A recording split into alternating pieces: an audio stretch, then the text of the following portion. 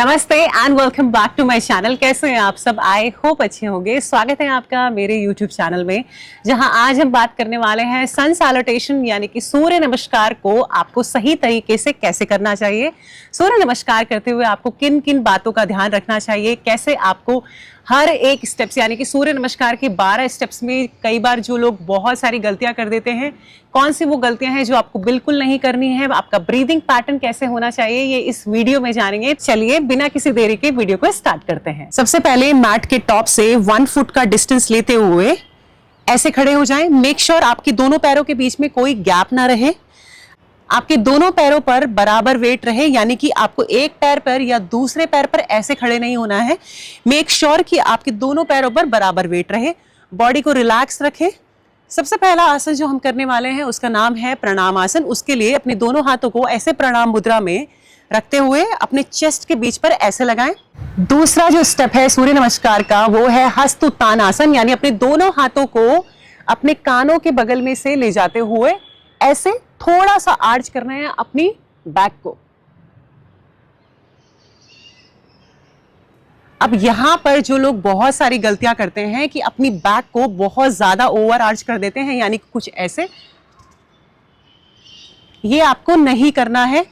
दूसरी बात, आपके शोल्डर्स आपके कानों के बिल्कुल बगल में ऐसे ना रहें, ये आपको रिलैक्स रखने हैं। आपका चेस्ट ओपन होना चाहिए, आपका कोर इंगेज होना चाहिए। जैसे कि अगर आप अपना कोर इंगेज नहीं करेंगे तो आप कुछ ऐसे दिखेंगे, राइट? अगर आप अपना कोर इंगेज करते हैं, अपने हाथों को अपने कानों के पैरेलल में रखते हुए कोर इंगेज करते हुए ऐसे जाएंगे, तो ये स्लाइटली आपको आर्च करना है अपने बैक को। ऑल्सो मेक श्योर कि आपका नेक बहुत ज्यादा कंप्रेस ना हो, बहुत रिलैक्स होकर आपको ये आसन करना है, जिस आसन का नाम है हस्त उत्तान आसन।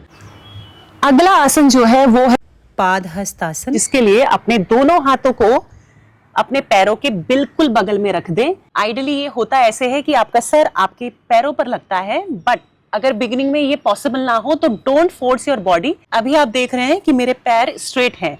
अगर आपके स्टार्टिंग में हो सकता है आपके हाथ नीचे मैट पर ना रखे, उसके लिए अपने नीज को यानी अपने घुटनों को स्लाइटली बेंड करें और इजीली अपने दोनों हाथों को अपने पैरों के बिल्कुल बगल में ऐसे रख दें। एंड कई बार हम ये करते हैं कि अपनी बैक को ऐसे स्लाउच कर लेते हैं, यानी ऐसे हंच बैक बना देते हैं। ये हमको नहीं करना है। इस आसन को करने का हमारा जो पर्पस है वो ये है कि हमारी जो स्पाइन है, यानी जो हमारी स्पाइन है वो पूरी लेंथन होनी चाहिए। आपको अपने हिप्स से अपनी बॉडी को ऐसे बेंड करना है, बट मेक श्योर कि आप ऐसे स्लाउच ना करें अपनी बैक को। अगर आपसे ये पॉसिबल नहीं है, अगर आपसे ऐसे पॉसिबल नहीं है, तो आपको अपने घुटनों को यानी अपने नीज को थोड़ा बेंड करना है, अपने हाथों को ऐसे लगाना है एंड आप ऐसे कर सकते हैं। इसमें आप देखेंगे मेरी कमर जो है यानी मेरा जो स्पाइन है वो सीधा है, राइट? अब आप ऐसे आ जाएं। अगर आपके हाथ बिना अपने नीज को बेंड करते हुए पहुंच रहे हैं, फिर भी मेक श्योर कि आपका स्पाइन जो है वो लेंथन रहे किसी भी हाल में, राइट? अब जो अगला आसन है उसका नाम है अश्व संचालन। उसके लिए दोनों हाथों को मैट पर ऐसे रखें और राइट लेग को पीछे की तरफ ऐसे लेकर जाएं। अब इसको करने के दो तरीके हैं, या तो आप अपनी नीज को मैट पर ऐसे लगा सकते हैं या फिर थोड़ा सा ऊपर कर सकते हैं। आई वुड रिकमेंड यू कि आप अपनी नीज को नीचे रखें ऐसे मैट पर। मेक श्योर कि जो आपका पैर राइट फुट है वो ऐसे टक ना रहे, उसको ऐसे रोल कर दें। अब यहाँ पर जो दूसरी ध्यान देने वाली बात है कि आपका जो नी है वो आगे की तरफ ऐसे ना हो या फिर पीछे ऐसे ना हो। मेक श्योर कि आपका जो पैर है और आपका जो नी है वो 90 डिग्री में रहे और यहां से अपने ग्लूट्स को एंगेज करें, कोर को एंगेज करें, अपने हाथों को मैट पर ऐसे रखें।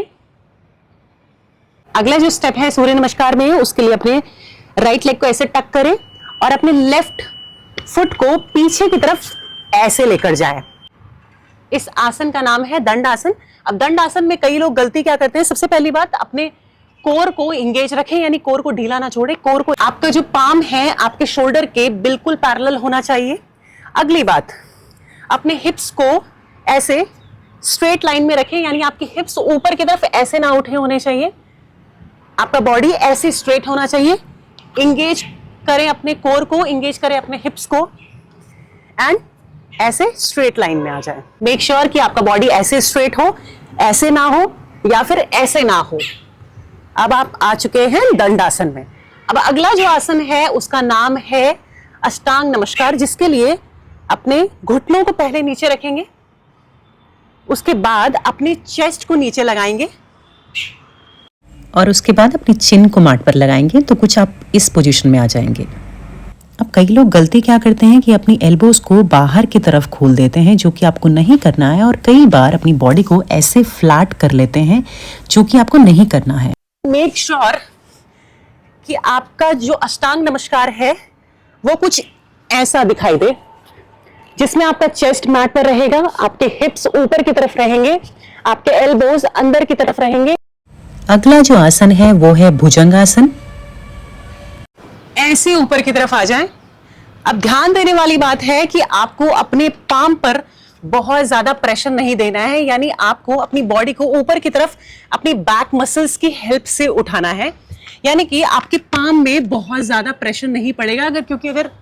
क्योंकि अगर आपके पाम में बहुत ज्यादा प्रेशर पड़ेगा तो आपको रिस्ट में पेन हो सकता है।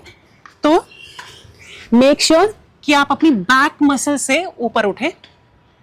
अब ध्यान रखने वाली बात यह है कि कई लोग अपने आर्म्स को अपने कान के पास ऐसे लगा लेते हैं या फिर अपने आर्म्स को स्ट्रेट कर लेते हैं। आपको अपने आर्म्स को स्लाइटली बेंड करना है, अपने शोल्डर्स को रोल बैक करना है, अपने चेस्ट को ओपन करना है एंड सामने की तरफ देखना है। मेक श्योर कि आपका जो पेल्विक और आपका जो नेवल है वो मैट पर ही रहे। तो चलिए,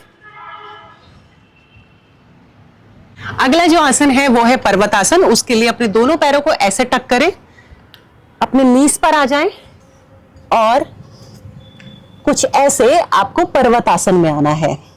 अब पर्वतासन में कई लोग गलती क्या करते हैं कि अपने हाथों को आगे की तरफ ऐसे रखते हैं, जैसे हमने दंडासन में किए थे। आपको वो नहीं करना है। अपने आर्म्स को अच्छे से स्ट्रेच कीजिए, आपकी जो स्पाइन है उसको लेंथन कीजिए, यानी ऐसे नहीं होनी चाहिए, लेंथन कीजिए।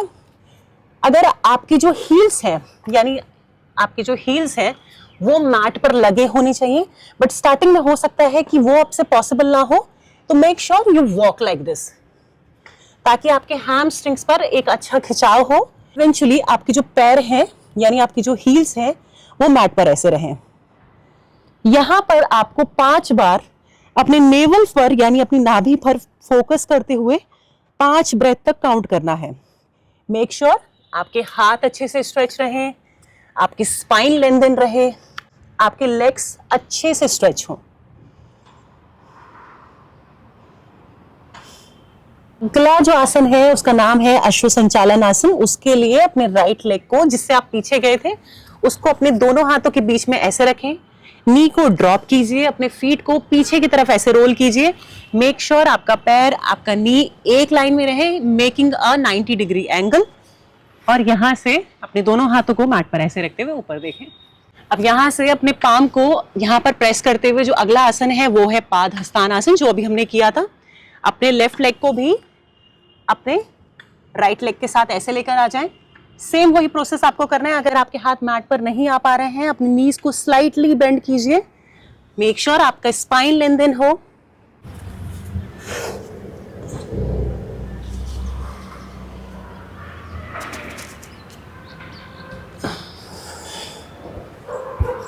तो अभी तक आपने देखा कि सूर्य नमस्कार करते हुए किन किन चीजों का आपको ध्यान रखना है। सारे के सारे 12 स्टेप्स में आपको क्या क्या गलतियां नहीं करनी है।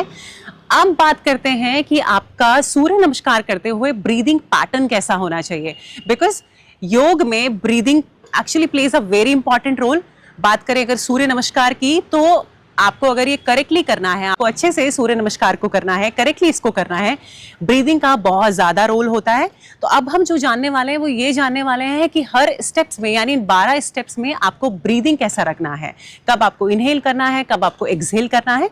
तो चलिए जानते हैं। तो चलिए करते हैं सूर्य नमस्कार को ब्रीदिंग पैटर्न के साथ। उसके लिए टॉप ऑफ द मैट से 1 फुट का डिस्टेंस ले लीजिए। यहाँ पर आप आ चुके हैं प्रणाम आसन में। प्रणाम आसन में आपका ब्रीदिंग बहुत नॉर्मल रहेगा, क्योंकि आपको अपनी बॉडी को ग्राउंड करना है, प्रिपेयर करना है।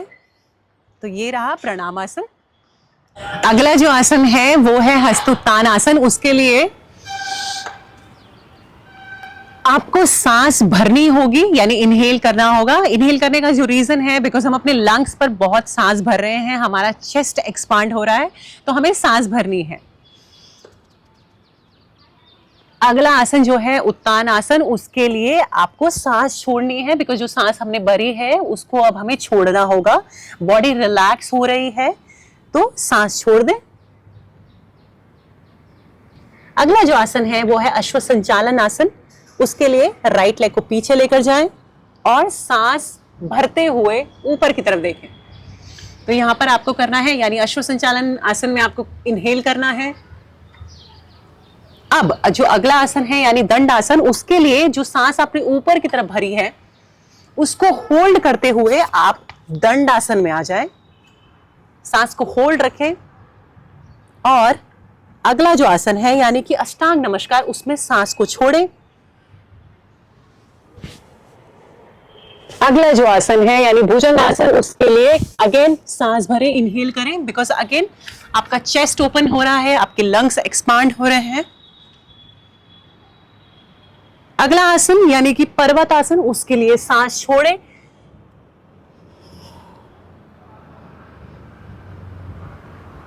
अगला आसन अश्व संचालन आसन, उसके लिए अगेन सांस भरें।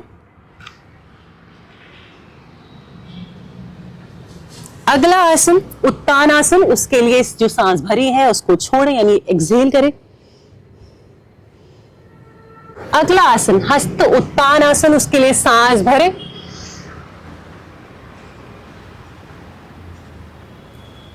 और यहां से प्रणाम आसन में सांस को छोड़ें, बॉडी को रिलैक्स करें। जो सवाल बहुत लोगों का रहता है कि सूर्य नमस्कार आपको कब करना चाहिए, आई वुड सजेस्ट कि जब सनराइज होता है यानी कि सूर्य उदय होता है उस वक्त पर आप सूर्य नमस्कार करें, या फिर सूर्य अस्त यानी कि जब सनसेट होता है तब आप सूर्य नमस्कार को परफॉर्म करें, क्योंकि बॉडी का टेम्परेचर भी बहुत उस टाइम पे नॉर्मल होता है। एक्सट्रीम हीट में इसको परफॉर्म ना करें। अगला जो डाउट बहुत लोगों को रहता है कि कब करना चाहिए, कब एज इन खाना खाने से कितने घंटे पहले या खाना खाने के कितने घंटे बाद।